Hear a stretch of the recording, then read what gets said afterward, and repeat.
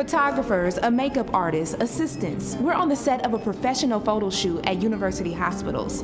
The location of the shoot may seem abnormal to you, but not to today's stars. They're children undergoing treatment for life-threatening illnesses.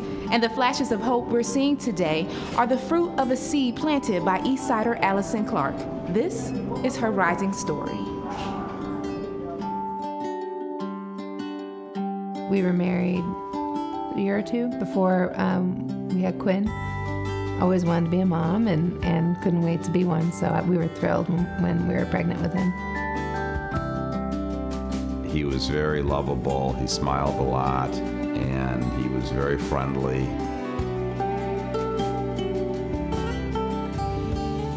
When he was 6 months old, the doctor noticed that he had what they call cafe au lait spots on his body, which meant that he had something called neurofibromatosis. Suddenly the doctor is saying, you know, there's something that could be lurking in there, and we don't know how it's going to play out. Some people just have spots, some people have learning disabilities, and then some people get cancer. He was about 20 months old, and he just kept getting fevers, and I kept taking him in, and we couldn't figure out what was wrong with him. And then we discovered that he had a big tumor that was growing inside of him. They did a 9-hour surgery to take the tumor out, and then we went right into chemo and radiation for a year. So we got very used to taking shifts, staying overnight in the hospital. And I remember coming in one morning, she just sort of looked at me, matter of fact, and said, I know what I want to do with the rest of my life. What happened was one of Quinn's little friends, this little boy named Manuel, passed away. I wondered if his mom had a photograph of him, and that was the beginning of the whole thing. We knew at that very first shoot that it worked. We knew that we had to find a way to give this to as many kids as possible. You go to a photo shoot and you see it is so uplifting. The kids have a chance to express themselves at a time when you don't really see that. Well, we photograph children with cancer and give them these beautiful packages. And we photograph about 7,000 children a year, which represents half the children diagnosed annually in the United States. We bring the photographers in and the stylists, and it's a full commercial shoot, and it's fun, and they're laughing, and for 15, 20 minutes, they're not thinking about being sick.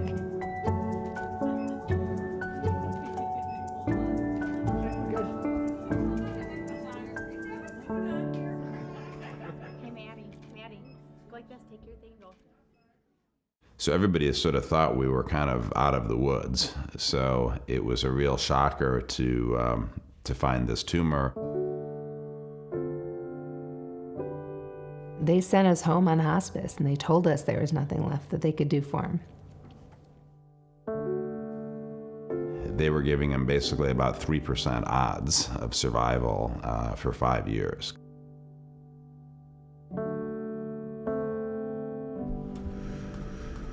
I kind of like that one. Which one? Oh, the when you were really little? Yeah. I'm a hard worker, I fight, and I don't really give up really easily. We've been very fortunate that he's still with us. It's not something we take for granted. And it was Quinn that came up with the idea to raise money for research after he got sick the second time by playing kickball games. And that is our goal. To raise enough money so that we don't have as many kids to photograph because they're cured and they're not sick anymore. We have a big event we do at the Cavs, our annual Big Shots and Little Stars event, and that raises $1 million every year. We pair pediatric cancer patients and survivors with the players, and they're meeting all the players and all the big shots, and then they get on the runway and there are 1,200 people cheering for them. They really feel like absolute superstars. Even though I struggled, and my parents struggled, and my sister struggled, my parents were able to come up with something that has helped out a lot of people and brought a lot of joy. You know, if you have means or you have talent, you have an obligation to do something with it. Too much is given, much is expected.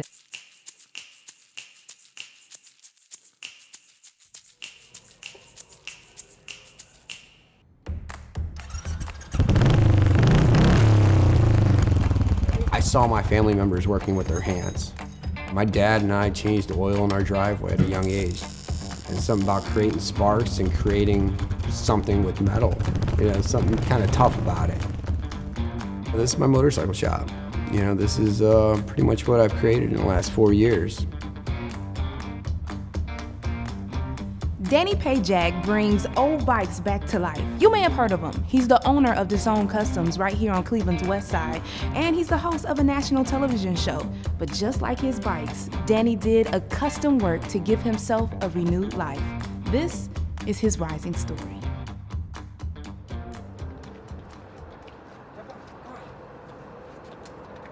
The DUIs weren't stopping, the legal repercussions weren't stopping. The fact that I had no direction in my life wasn't going to get me to stop. There was no bettering myself when I was kind of killing everything with alcohol.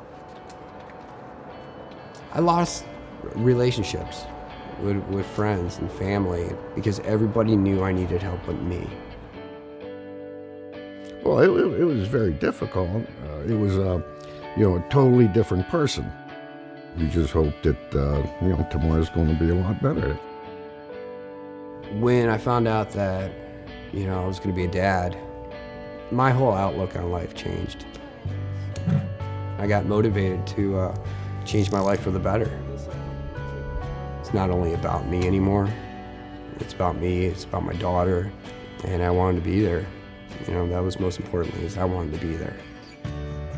I was actively working at creating a new life. This AA thing, this rehab thing, it only solves the drink problem.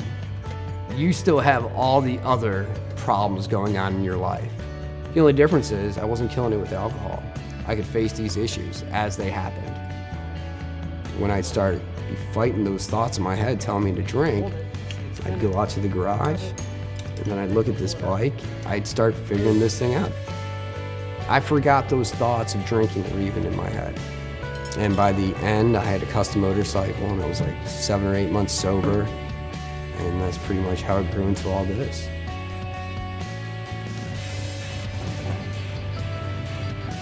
I quit drinking is because I wanted to be a father to my daughter. I wanted to be a son to my parents. The path that it's taken is absolutely amazing. It's been a wonderful ride.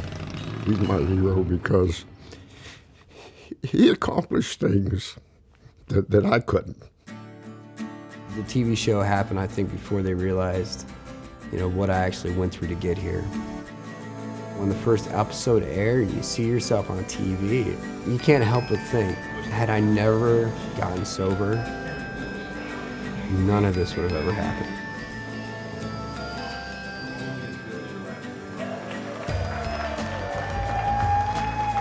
None of this would have been possible had I not put down that first drink and decided to change my life.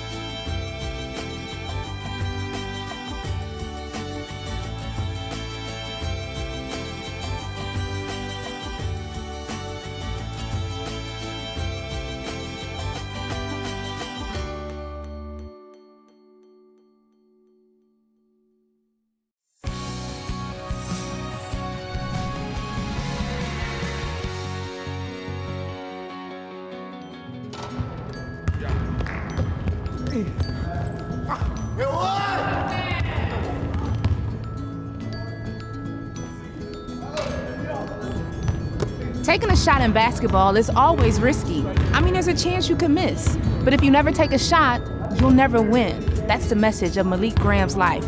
The 17-year-old Garfield Heights sophomore is inspiring others to show up, take a shot, even when life circumstances and others say you can't. This is Malieke Graham's rising story.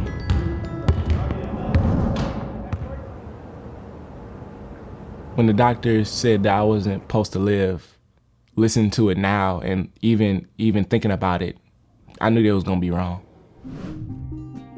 I only made it to 6 months of my pregnancy. The day I actually had him, I had a blood clot and we both almost lost our lives. The doctor said, we have to take the baby right now. He had no heartbeat, but he had a faint pulse that they found. So because of that faint pulse, they said we got a chance to save his life. It was just my determination. I always have that fighting attitude. Most of the time, if a baby is a fighter, they know they're gonna make it. I knew we had a long road ahead. The doctor had already told us that it's a chance that he may not walk. And that's when they said, we believe that he does have cerebral palsy. We found out his is just all muscular and it's from the waist down.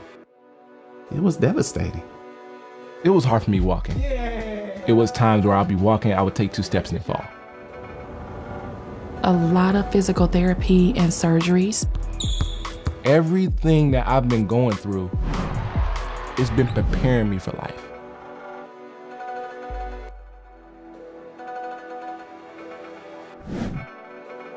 I knew what I wanted. I knew what I wanted to do. So I went for it. Malieke's, he's just a great kid. So he came to me, wanted to be on the team. And, he has a lot more heart than a lot of kids that we have playing the game today. And that's kind of hard to teach.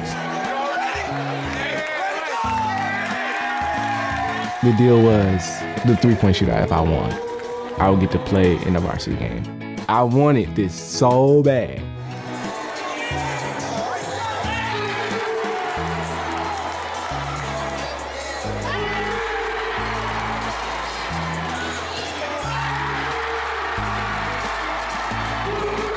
When he made that last shot, the way he took off, I saw it in his face and I knew what it meant to him. I've always wanted to be a part of something and really be involved. And I got to play and I'm with the team. It feels like a dream come true. This is my way of letting people know, yeah, I'm different. But give me that ball, I'm just like everybody else.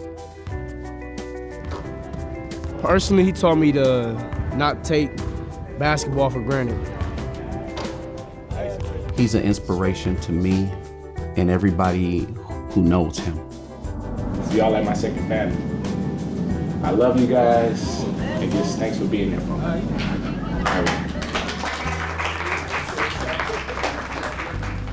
That spirit, that energy, that determination, it can rub off on everybody. Yeah, dogs!